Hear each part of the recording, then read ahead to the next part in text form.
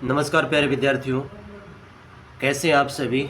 उम्मीद करता हूं कि परिवार सहित कुशल मंगल होंगे और अपनी पढ़ाई अच्छे से कर रहे होंगे।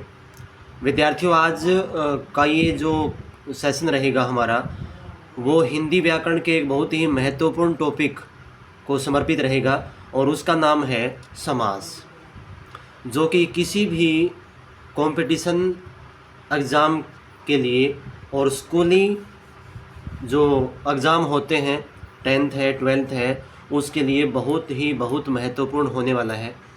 और इसमें आपने जैसे देख ही चुके हो, एक ट्रिक के माध्यम से हम समझेंगे।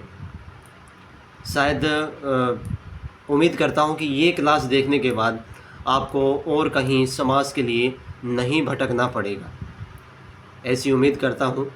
लेकिन बने रहिए क्लास के अंत तक। हो सकता है ये 2 या 3 पार्ट में ये क्लास हो, क्योंकि समास ऐसा नहीं है कि एक क्लास में पूरी हो जाए। तो आइए बिल्कुल बेसिक लेवल से चलेंगे, ज़ीरो लेवल से चलेंगे। कोई भी रटंत प्रणाली का इसमें काम नहीं है। तो अपने साथियों को शेयर करनी है क्लास और अंत तक बिल्कुल ध्यान से देखनी है। तो आइए, सबसे पहले समास क्या है, इसके शाब्दिक अर्थ को जानेंगे। अब ये 2 शब्दों से मिलकर बना है। पद, वैसे तो पद होता है, ये मिलकर बना है सम और आस। सम का मतलब होता है पास और आस का मतलब होता है बैठाना, पास बैठाना। अब किसको बैठाना, कोई व्यक्ति तो है नहीं दो। यहाँ पे या तो वर्णों का खेल होता है या शब्दों का होता है। तो समास में शब्दों का खेल होता है। तो 2 शब्दों को पास बैठाना, 2 शब्दों को पास बैठाना। पास बैठाने का मतलब ये नहीं है कि वो जो है ना बैठा दिए, वैसे ही। अब ये तो हुआ इसका शाब्दिक अर्थ, ठीक है, सम और आस। अब शाब्दिक अर्थ, हाँ शाब्दिक अर्थ नहीं, इसका जो विच्छेद का जो अर्थ है, वो विच्छेद का अर्थ, इसका शाब्दिक अर्थ होता है संक्षिप्त करना, संक्षिप्त। समास का कार्य क्या होता है, संक्षिप्त करना, ठीक है ना। अब देखिए, तो संक्षिप्त करना, इनके जो विच्छेद था उसका अर्थ हो गया 2 शब्दों को या पदों को पास बैठाना। अब देखिए, अब लेते हैं इसकी परिभाषा। तो परिभाषा व्याकरण में सभी की होती है, इसकी भी होगी। तो ये कहता है कि 2 या 2 से अधिक शब्दों के मेल से नए शब्द बनाने की क्रिया को समास कहते हैं। इनके 2 या 2 से अधिक शब्द जब आपस में मिलते हैं तो उन मिले हुए 2 शब्दों को जोड़कर एक नया शब्द बन जाता है, वही समास कहलाता है, ठीक है। अब एक होता है समस्त पद, एक होता है विग्रह। तो समस्त पद तो यही हो जाएगा, 2 शब्द जब आपस में मिलकर नया शब्द जब बन जाता है वो कहलाता है समस्त पद। और एक होता है विग्रह, मतलब अलग अलग करना। तो विग्रह क्या होता है, जब समस्त पदों को वापस पृथक पृथक का मतलब अलग अलग किया जाता है तो वो कहलाता है विग्रह या समास विग्रह, ठीक है। अब यहाँ पे एग्जाम्पल देखिए, जैसे इसमें गंगा का जल, पद में 2 पद हैं, गंगा जल, तो ये समास होने पर बनेगा गंगा जल। ये जो है गंगा जल, ये समस्त पद है। और गंगा का जल, ये देखो गंगा का जल, ये बन गया विग्रह, ठीक है। 2 पद होते हैं इसमें, एक होता है पूर्व पद, एक होता है उत्तर पद। जैसे ये था गंगा जल, इसमें ये पूर्व पद है और ये है आपका उत्तर पद। पूर्व पद को पहला पद भी बोलते हैं और उत्तर पद को दूसरा पद भी बोलते हैं, कोई फर्क नहीं है, दोनों एक समान हैं, कुछ भी कह लो, ठीक है। परिभाषा हो गई। अब बात आती है, अब कौन सी आती है कि भाई समास के भेद कौन से हैं, समास के भेद कितने होते हैं। तो यहाँ बड़ी एक समस्या रहती है, बड़ा डाउट रहता है कि भाई समास के भेद कुछ एक 6 बताते हैं, कोई 4 बताते हैं। तो विद्यार्थियों आपको बताऊं मैं, जब ये पूछे कि ये पूछ ले कि समास के कितने भेद होते हैं, समास के कितने भेद होते हैं, तो आप बताओगे 6। या ये पूछे कि सामान्य रूप से समास के कितने भेद होते हैं, तो बताओगे 6। अब ये पूछे कि पद की प्रधानता के आधार पर, पद की प्रधानता के आधार पर समास के भेद कितने हैं, तब बताओगे 4। कितने बताओगे? 4। ठीक है, ये देखना। अब देखो, तो यहाँ पे आओ अब सीधे। तो ये 6 कौन कौन से हैं? तत्पुरुष समास, द्विगु समास, द्वंद्व समास, कर्मधारय समास, बहुव्रीहि समास और अव्ययीभाव समास। सामान्य रूप से तो ये 6 हैं। अब एक और बताऊं कि 60% शब्द जो होते हैं वो संधि भी होती है और समास भी होते हैं। ठीक है, ये देखिए यहाँ पे, समास होने पर दोनों पद अन्य अधिक पद मिलकर एक संक्षिप्त रूप धारण करते हैं। बिल्कुल करते हैं। समास प्रक्रिया में बीच की विभक्तियों का लोप हो जाता है। लोप का मतलब होता है दिखाई न देना, अदृश्य होना। वो बताऊंगा लोप कैसे होता है। ये देखो, जैसे गंगा जल, गंगा जल है, यहाँ पे इसका हम विग्रह करेंगे तो ये बन जाएगा गंगा का जल, गंगा का जल। यहाँ पे गंगा का हो गया और यहाँ पे गंगा जल हो गया। तो ये विग्रह है आपका, बताया था मैंने। और ये है समस्त पद, समस्त पद। तो समस्त पद में विभक्ति का लोप होता है। देखो ये यहाँ पे दिखाई नहीं दे रही है, हालांकि है ये, लेकिन इसका लोप है, दिखाई नहीं दे रही है। ये प्रश्न पूछ देता है कई बार कि विभक्ति का लोप किस में होता है, समस्त पद में या विग्रह में? तो समस्त पद में होता है। विग्रह में विभक्ति जो है वो दृश्यात्मक होती है, वो दिखाई देती है। ठीक है, आगे बढ़ें। आगे देखिए, समास होने पर जहाँ संधि संभव होती है वहाँ नियमों के अनुसार संधि भी हो जाती है। बताया था मैंने कि 60 या 70% जो शब्द होते हैं वो संधि भी होती है और समास भी होता है। आगे देखिए, तो ये समास के प्रकार हो गए। अब बात आती है कि भाई पद के प्रधानता के आधार पर 4 बताए थे सर आपने। हाँ बिल्कुल बताए थे। तो वो कौन कौन से हैं? तो पद की प्रधानता के आधार पर 4 कौन से हो जाएंगे? वो हो जाएंगे आपके, पहला हो जाएगा अव्ययीभाव समास, दूसरा हो जाएगा तत्पुरुष समास, तीसरा हो जाएगा आपका द्वंद्व समास और चौथा हो जाएगा आपका बहुव्रीहि समास। पद की प्रधानता के आधार पर ये 4 समास हैं।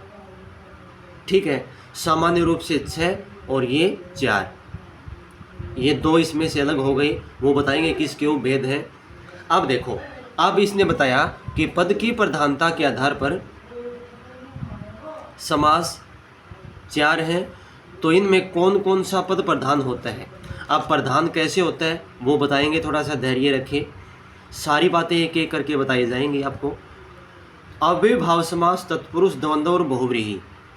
तो इसमें बता दूं आपको एक बार, अव्ययीभाव समास में होती है पहले पद की प्रधानता, पहले पद की प्रधानता। ठीक है, तत्पुरुष में होती है दूसरे पद की प्रधानता, यानी कि इसमें दूसरा पद प्रधान होता है। द्वंद्व समास में होता है तीसरा पद प्रधान, दोनों, द्वंद्व समास में दोनों पदों की प्रधानता होती है। अब आता है बहुव्रीहि समास। बहुव्रीहि समास में किसी अन्य या तीसरे पद की प्रधानता होती है। ठीक है ना, या अन्य, यानी कि न तो पहला पद होता, न दूसरा पद, कोई तीसरा पद या कि अन्य ही पद कोई उसमें प्रधान होता है। ठीक है, अब इसकी ट्रिक कैसे याद रखें कि भाई इसमें कौन सा समास प्रधान पद प्रधान है, इसमें कौन सा है। तो ये देखो, ये आप अपने आप से ही बना सकते हो, लेकिन मैंने जो बनाई है ट्रिक वो है, इसमें अव्ययभाव समास में पहला पद प्रधान है। तो कैसे करेंगे याद कि ए सबसे पहले आता है, ए सबसे पहले आता है, तो ऐसे बना अव्ययभाव समास। ठीक है, अव्ययभाव में ए पहला अक्षर है और ए सबसे पहले आता है, तो इसमें एक नंबर पर रख लो सबसे पहले, यानी कि पहला पद प्रधान। कौन सा पद प्रधान? पहला। कैसे? ए जो है वो वर्णमाला में सबसे पहले आता है तो इसलिए इसमें पहला पद। उसके बाद आता है तय, वर्णमाला में उसके बाद तय आता है। ठीक है, तो तय आता है दूसरे नंबर पर। किस पे? दूसरे नंबर पर। तो इसमें दूसरे पद की प्रधानता। कौन से पद की? दूसरे पद की प्रधानता। उसके बाद आता है दै, दै से द्वंद्व, दै से द्वंद्व और दै से दोनों, दै से द्वंद्व और दै से दोनों। इस ट्रिक के माध्यम से आप याद कर सकते हो। उसके बाद है, यानी कि दो, इसमें दोनों पद प्रधान होते हैं। किसमें? द्वंद्व समास में। उसके बाद चौथे नंबर पर आता है बहुव्रीहि। अब बहु का मतलब होता है बहुत ज़्यादा, बहुत ज़्यादा, बहुत ज़्यादा। तो बहुत ज़्यादा कौन सा? बहुत ज़्यादा का मतलब तीन। कितने? तीन। तो एक, किसी में एक है, किसी में दूसरा है, दो के बाद तो कोई है नहीं, तो बहुत ज़्यादा का मतलब तीन। तो तीसरे पद की प्रधानता किसमें? बहुव्रीहि समास में। ठीक है, तो इस प्रकार से विद्यार्थियों आप इसको, इस ट्रिक के माध्यम से आप ये पद की प्रधानता याद कर सकते हो।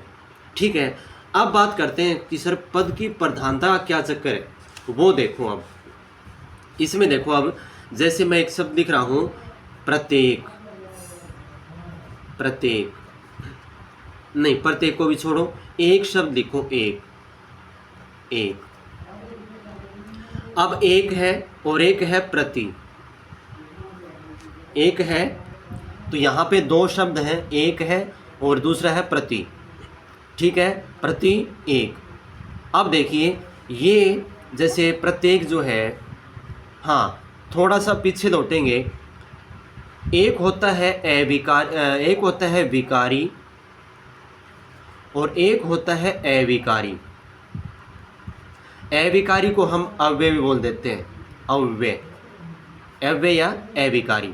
विकारी का मतलब होता है जिसमें, विकारी का मतलब होता है बदलाव होना, बदलाव या परिवर्तन होना। अविकारी का मतलब होता है बदलाव न होना, बदलाव न होना। अब किसके कारण?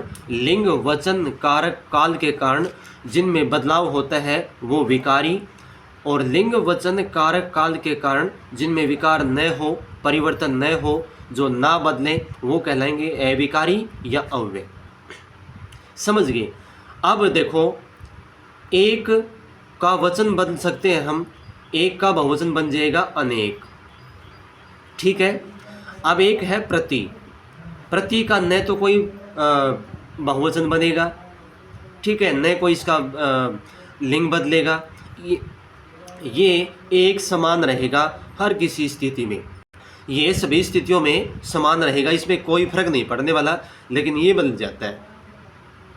आई बात समझ में? अब देखो, अब पहले पद की प्रधानता होती है अव्ययभाव समास में, अव्ययभाव समास में। ठीक है, तो इसमें एक शब्द है, इसके आगे हमने जोड़ दिया प्रति, इसके हमने जोड़ दिया प्रति। अब क्या हुआ? ये पहला पद है और ये है दूसरा पद, ये पूर्व पद है, ये है उत्तर पद। ठीक है, कौन सा भी किसी भी दृष्टि से कह सकते हो, दोनों ठीक है। अब ये कहता है एक, ये एक जो है, थोड़ा सा कहानी के माध्यम से समझिए, ये एक अपने आप में ज़िंदगी में अकेला है, इसको कोई दोस्त चाहिए, तो ये तलाश में है।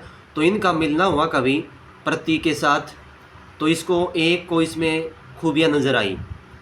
ठीक है ना, लेकिन दिक्कत क्या आती है, इसमें बदलने की प्रक्रिया है, एक में इसमें बदलने की प्रक्रिया है, और ये कभी बदलता नहीं है। ये दोनों विपरीत स्वभाव के हैं, स्वभाव वाले मित्र हैं।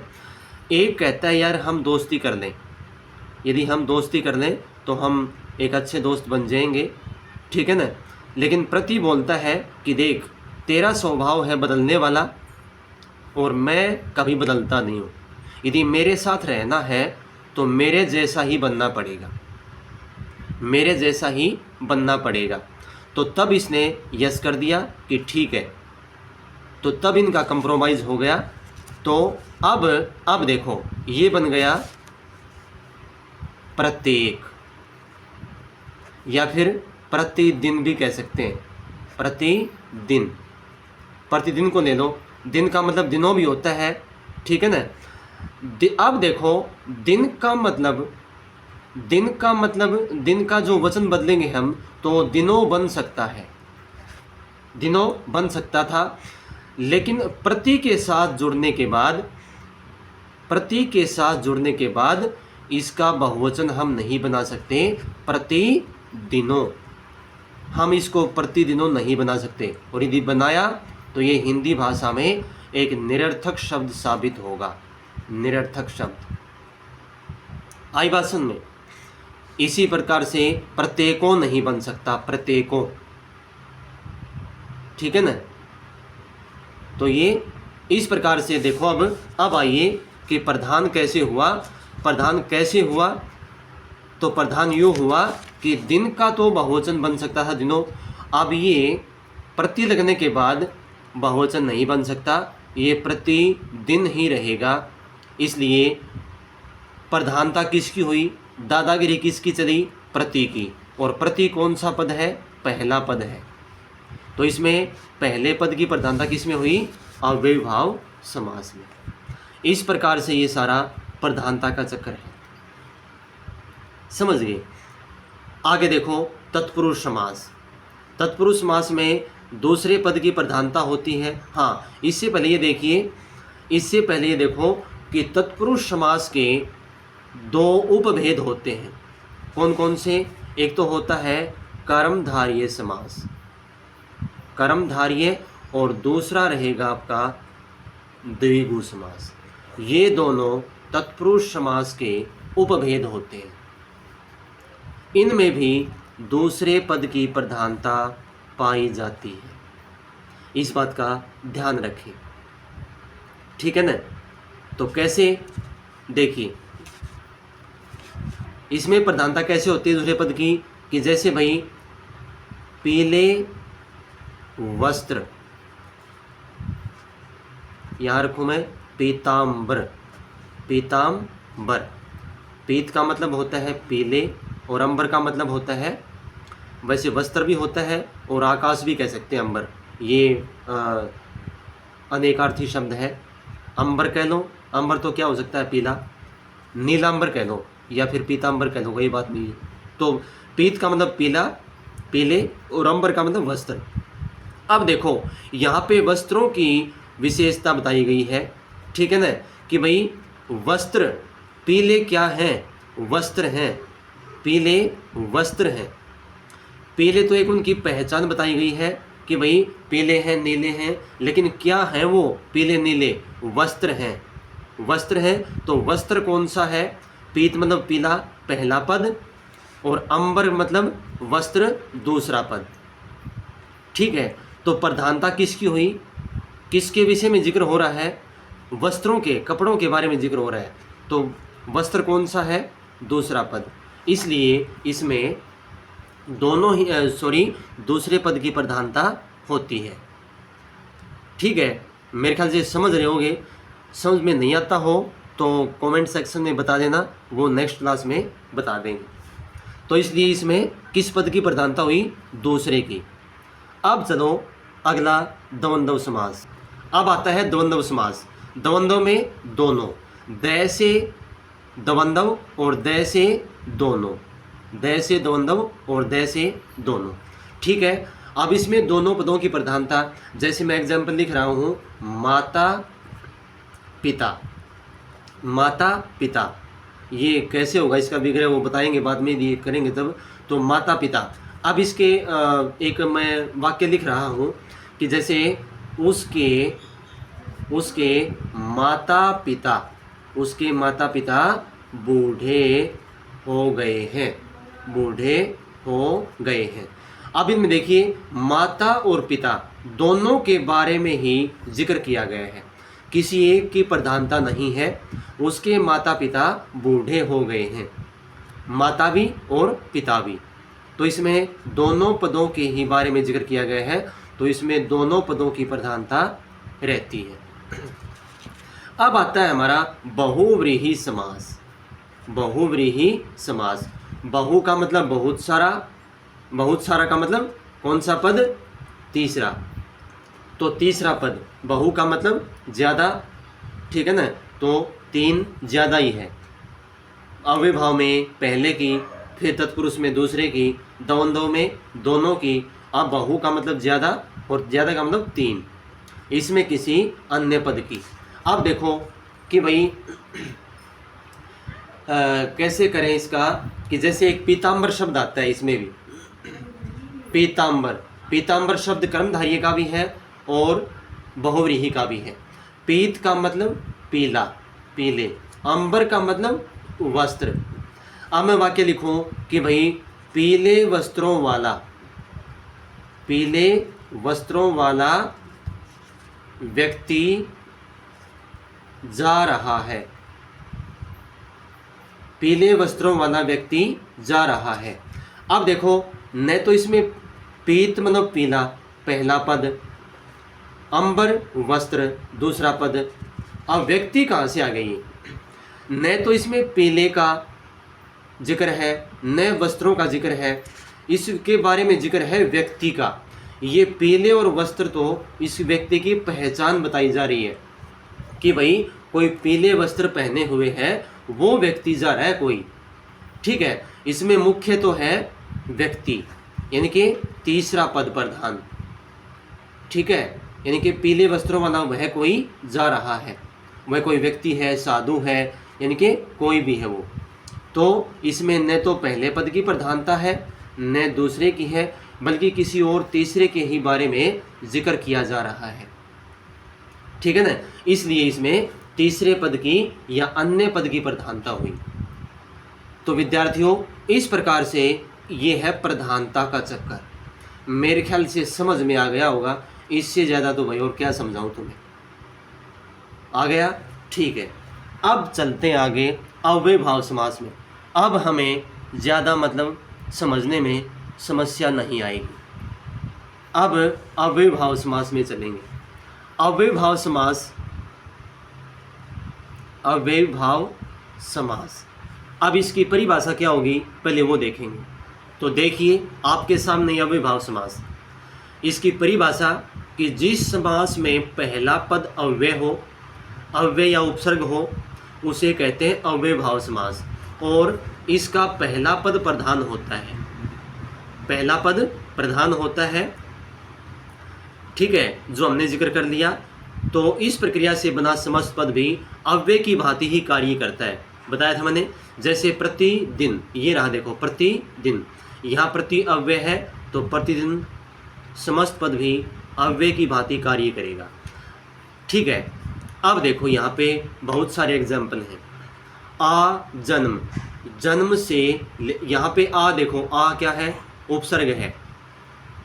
जन्म से लेकर, जन्म से लेकर, एक हाँ आ के साथ और भी बनते हैं, समझिए इसको। जैसे आ मरण, आ मरण, आ जानू, आ जानू, ठीक है। और एक है ये आ जन्म, एक मिनट, आ जन्म।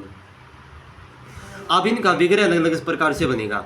आ जन्म का बनेगा जन्म से लेकर, जन्म से लेकर, आ के ही।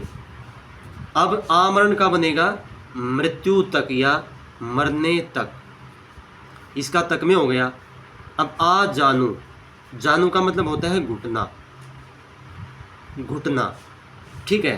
तो इसका भी क्या बन जाएगा? घुटनों तक या जानू तक, ठीक है। तो यहाँ पे देखो आ जन्म, आ जीवन, जीवन से, जीवन भर, हाँ देखो जीवन भर हो जाएगा इसका, या जीवन पर्यंत, आ मरण मरण तक, आ समुंदर समुंदर तक। एक तो ये होते हैं, उसके बाद होते हैं फिर दोनों शब्द एक जैसे, ठीक है ना, घर घर, प्रत्येक घर, बीचों बीच, बीच ही बीच में, ठीक है, देखो बीचों बीच, बीचों बीच, ठीक बीच में। एक होता है साफ साफ, बिल्कुल साफ, ठीक है, रातों रात, रात ही रात में, हाथों हाथ, हाथ ही हाथ। इस प्रकार के भी जो आ जाए तो वो भी अव्ययभाव समास होता है, ठीक है, ये ध्यान रखना।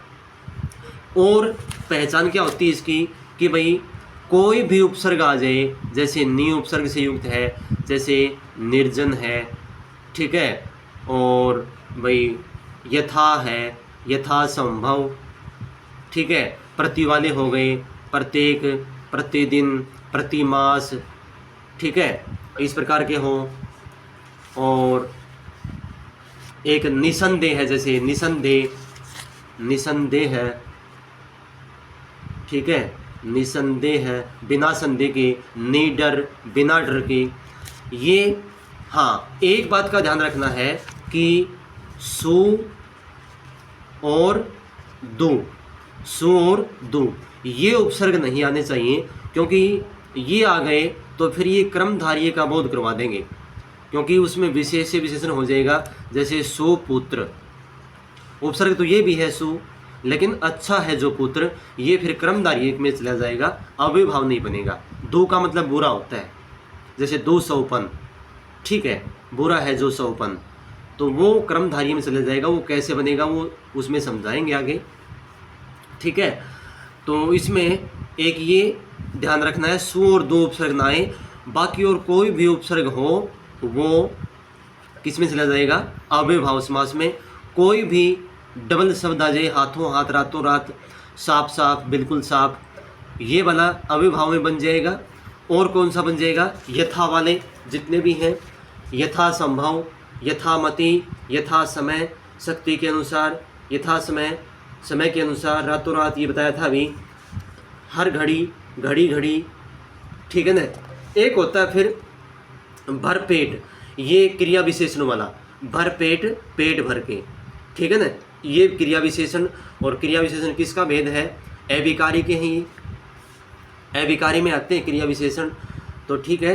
तो ये आपका था अव्ययभाव समास, इसमें इस प्रकार से बनेंगे। बस ध्यान ये रखना है, सीधी सी बात है भाई, उपसर्ग वाची हो कोई भी, उपसर्ग या अव्यय जिसके आगे लगा हो वो, दूसरा कोई भी दोबारा शब्द आ जाए, हाथों हाथ वाला, रातों रात, ठीक है, दिनों दिन, बीच, बीचों बीच, साफ साफ, एक इस प्रकार के हो। दूसरा कौन सा हो, जैसे भरपेट, इसमें यही आता है लगभग, भरपेट, ये वाले क्रिया विशेषण वाले हों, ठीक है ना भाई। पेट भरकर, इनके पेट भरकर है, पेट खाली करके है, वो इसमें, ठीक है, पेट खाली है या पेट भरा है, वो इसकी विशेषता बता रहा है, ठीक है। तो ये हो तो फिर कौन सा हो जाएगा, वो अव्ययभाव समास बन जाएगा। ये ट्रिक है आपकी अव्ययभाव समास की। बस सिर्फ ये सु और दो उपसर्ग वाला जो है वो ध्यान रखना, ये ना हो, ठीक है ना। तो दोस्तों आज ये हमारा समास का जो बेसिक था वो, और अव्ययभाव समास, ये कंप्लीट होता है इस क्लास में। अगली क्लास में देखते हैं एक समास बने या दो बने, वो जल्द ही आपके समक्ष मैं लेके आऊँगा। तब तक के लिए सभी को नमस्कार, धन्यवाद, जय हिंद, जय भारत।